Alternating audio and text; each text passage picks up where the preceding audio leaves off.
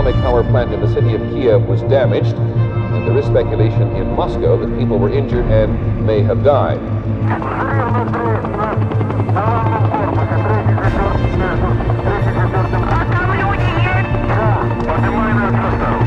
The consequences of the accident are being taken care of. Help is being given to the victims of the accident. A government commission has been set up. Quando falamos em União Soviética, qual é a primeira coisa que vem na sua cabeça?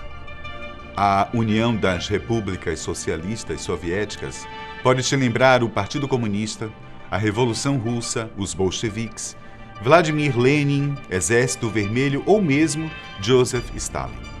Porém, um dos acontecimentos mais marcantes da União Soviética e da história da humanidade foi o acidente da usina de Chernobyl, considerado o maior acidente nuclear da história.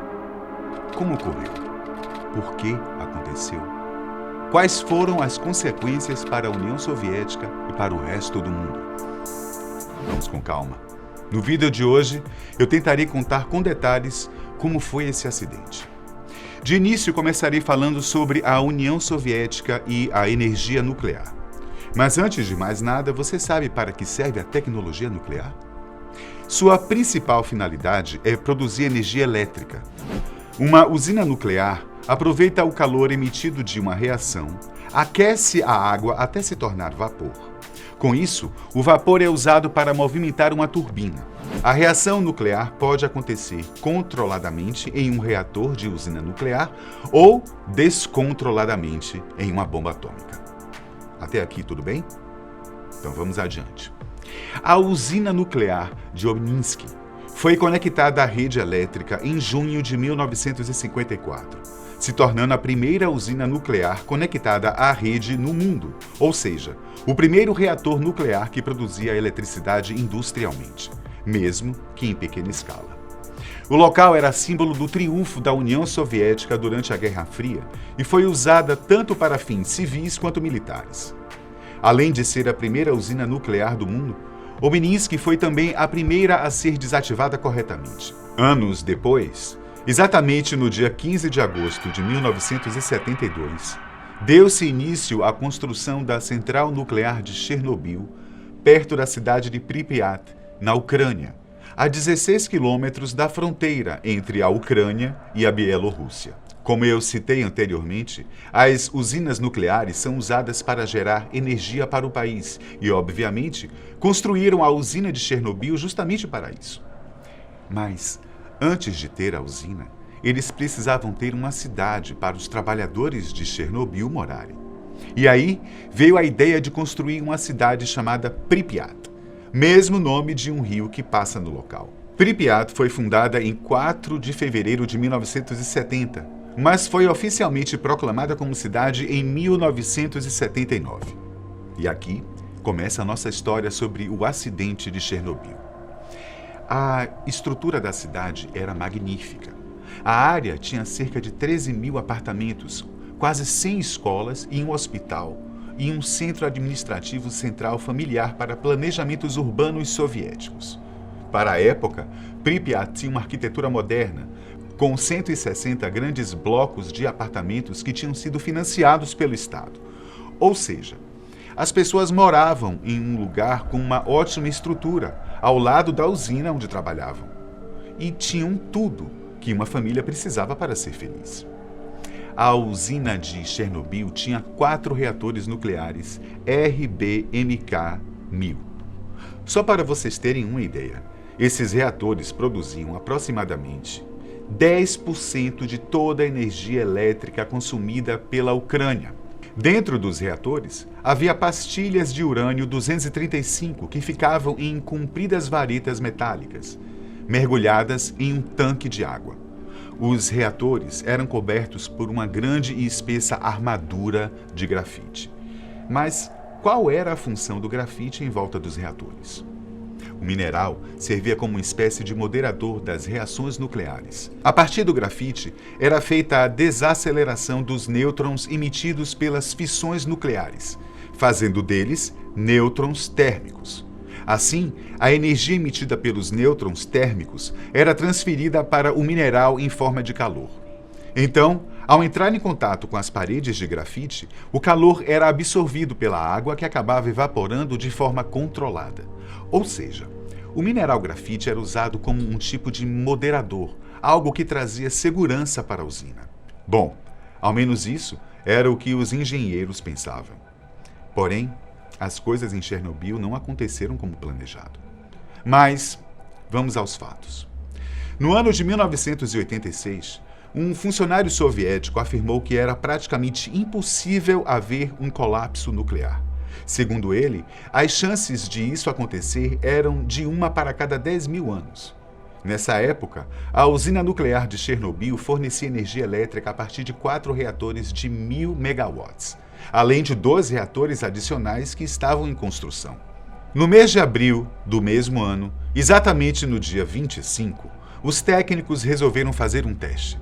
Durante o desligamento de rotina, os funcionários da usina tentaram determinar quanto tempo as turbinas conseguiriam girar depois de sofrerem uma queda de energia. Mas parece que eles não se importavam em fazer o teste em uma usina nuclear. Pareciam não ter noção das consequências que aquele experimento poderia trazer.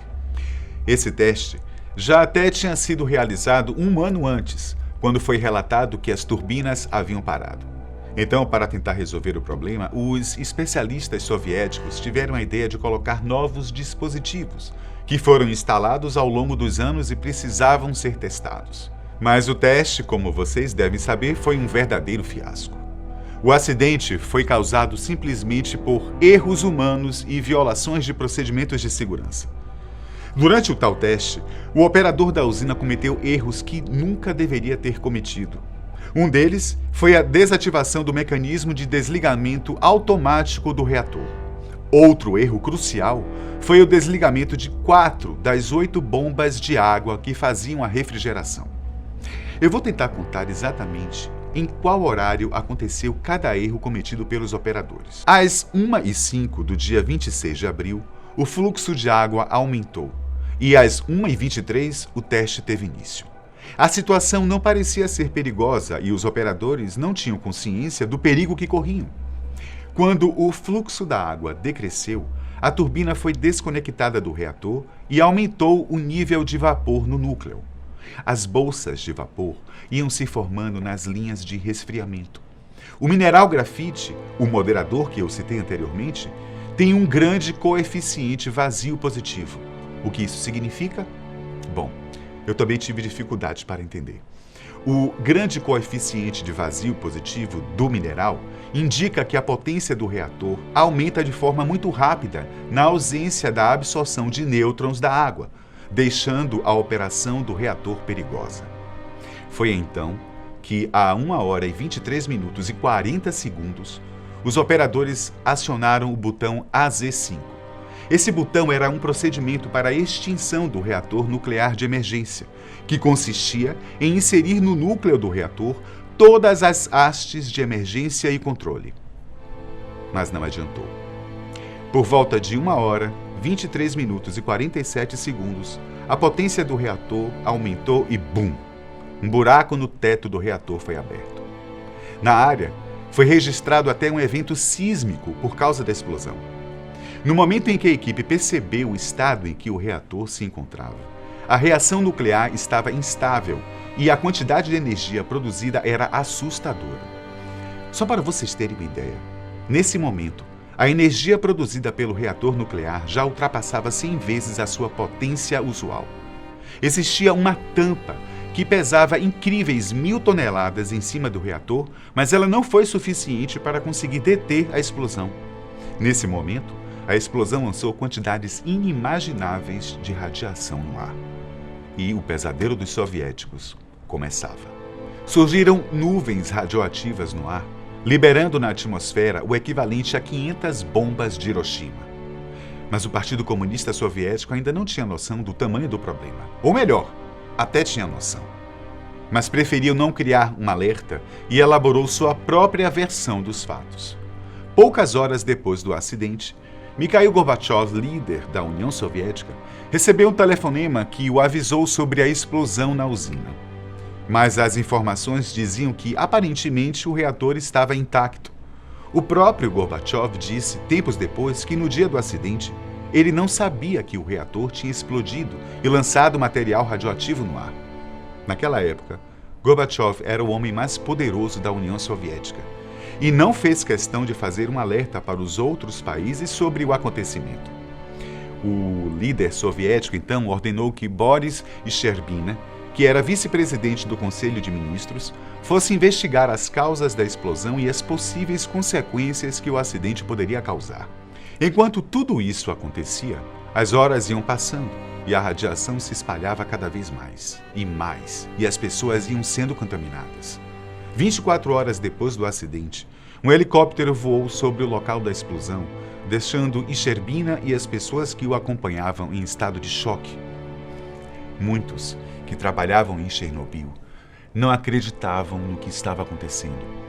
Havia negação em acreditar que ali tinha ocorrido uma fatalidade.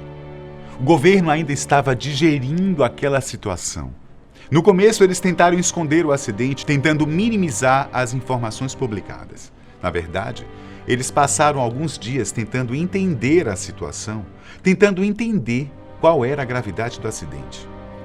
Um homem chamado Armen Abagian, que era diretor de um instituto de pesquisa em energia nuclear, deu seu alerta para Sherbina. Ele disse que a cidade precisava ser evacuada, que havia pessoas andando pelas ruas, inclusive crianças. Entretanto, o governo soviético parecia que não queria assumir o erro. Enquanto eles pensavam no que fazer, algumas pessoas já tinham começado a evacuar a cidade. Para evitar que as notícias se espalhassem rapidamente, as redes de telefonia foram cortadas e os engenheiros e funcionários da usina foram ordenados a não compartilhar informações sobre o ocorrido. Só que havia um detalhe com o qual os soviéticos não podiam fazer nada a respeito. Bom, além da radiação se espalhar por toda a região de Pripyat, o vento fazia com que ela também chegasse aos países vizinhos. Os suecos foram os primeiros que perceberam que havia algo de errado. Depois os britânicos. Na Suécia, os níveis de radiação eram altíssimos, mas ninguém sabia o motivo. As autoridades europeias então fizeram um alarde sobre o que estava acontecendo e esse foi um estopim para a União Soviética.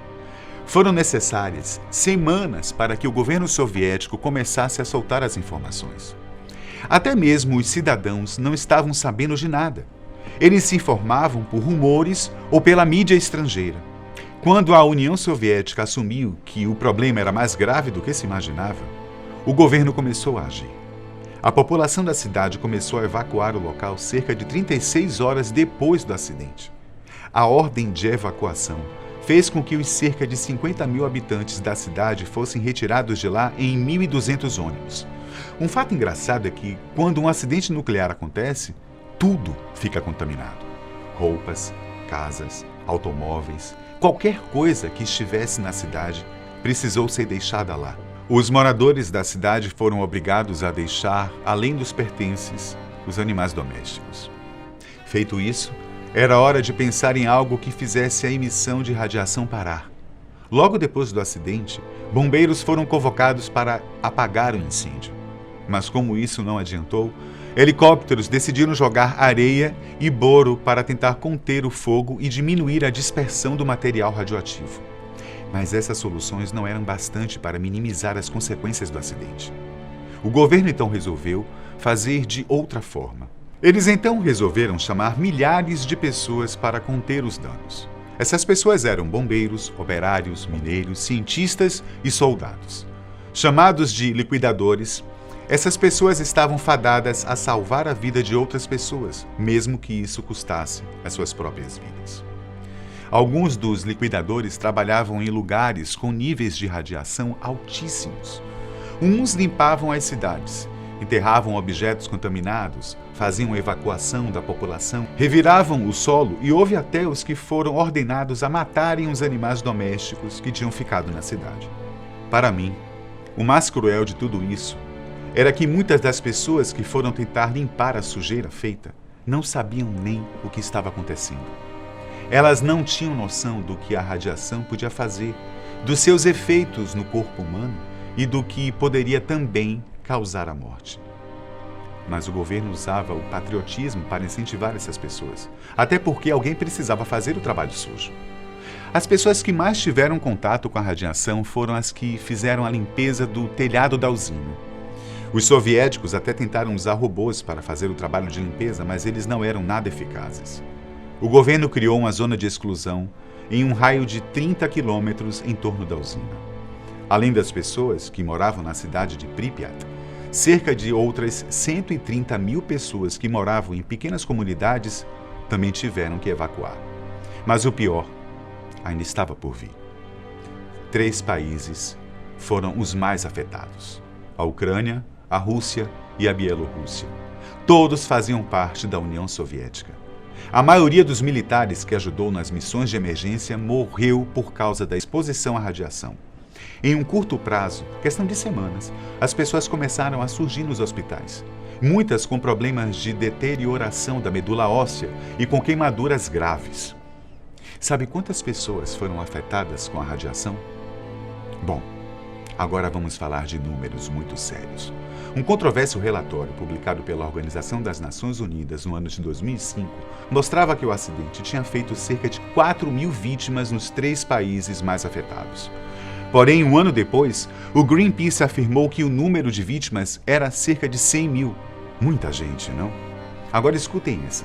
Segundo o Comitê Científico sobre os Efeitos da Radiação Atômica da ONU, publicado no ano de 2000, houve apenas 30 mortes entre os agentes enviados para conter o acidente. Apenas 30. Vocês acreditam em uma coisa dessas? De certo modo, poucas pessoas devem ter morrido como consequência direta. Mas é certo que centenas de pessoas perderam a vida posteriormente por causa de câncer e outras doenças relacionadas aos altos níveis de radiação. Entre os anos de 1990 e 1991, a Agência Internacional de Energia Atômica mandou cerca de 50 missões com representantes de muitos países para avaliar as áreas que foram contaminadas na Bielorrússia, Rússia e Ucrânia. Os representantes relataram muitos casos de câncer de tireoide, leucemia e outros tipos agressivos de câncer. Também foram relatados problemas de catarata e circulação. Mas também foram relatados casos de pessoas que tiveram contato direto com a radiação, onde houve diagnóstico de doenças mentais desenvolvidas por causa do trauma do acidente. Muitas mulheres grávidas foram aconselhadas a abortar, e as crianças que nasceram naquela época fazem parte de um grupo de risco que pode desenvolver câncer. Até hoje, não se sabe a quantidade exata de pessoas que morreram por conta do acidente. E esse é um dos assuntos mais polêmicos quando se fala do fato. Temos que ter em mente que o acidente causou efeitos a curto prazo, mas as piores consequências vieram a longo prazo. Agora, quando falamos em questões ambientais, o acidente de Chernobyl foi algo devastador. Especialistas acreditam que cerca de 13% a 30% do material radioativo do reator que explodiu foi lançado na atmosfera. De todo esse material, cerca de 60% ficou concentrado na região da Bielorrússia. O país perdeu cerca de 264 mil hectares de terra cultiváveis por conta da radiação, além de cerca de 1/4 das florestas do país que acabaram sendo contaminadas. Depois da poeira radioativa abaixar, o governo soviético precisava fazer alguma coisa para isolar o reator que tinha explodido. Deu-se, então, início a um trabalho de contenção que contou com a construção de uma estrutura para isolar o material radioativo. A estrutura que foi construída entre junho e novembro de 1986 ficou conhecida como sarcófago de Chernobyl. O sarcófago fechado tem 200 toneladas de cúrio radioativo e 16 toneladas de urânio e plutônio. Mas essa estrutura, que foi construída às pressas, ameaçava vazar. Isso fez com que a comunidade internacional se unisse para construir uma nova camada de concreto. Então, foi feita a construção de uma urna de 110 metros e de 36 mil toneladas. A estrutura é um pouco mais alta que o Big Ben, em Londres, e permitiria cobrir a Catedral de Notre-Dame, de Paris. A estrutura que ficou pronta este ano foi apresentada para o público no dia 3 de julho. Foram precisos 9 anos para construí-la e estima-se que sua duração será cerca de 100 anos. Mas, afinal, quem foi considerado culpado pelo acidente? O governo soviético fez um julgamento onde 6 pessoas foram julgadas pelo acidente. Das 6 pessoas, apenas 3 delas foram consideradas culpadas. A pena? 10 anos de prisão. As pessoas consideradas culpadas foram Viktor Bryukhanov, Nikolai Fomin e Anatoly Dyatlov. Após serem sentenciados, Bryukhanov e Dyatlov ficaram apenas 5 anos presos e depois foram anistiados. Já Fomin teve um surto mental e tentou suicídio. Depois disso, ele foi transferido para uma clínica psiquiátrica. Atualmente, Pripyat é uma cidade fantasma. Depois de mais de 30 anos do acidente, as imagens do local mostram como a natureza tomou conta dos espaços, sendo habitada por animais. As imagens nos remetem à ideia de um verdadeiro apocalipse.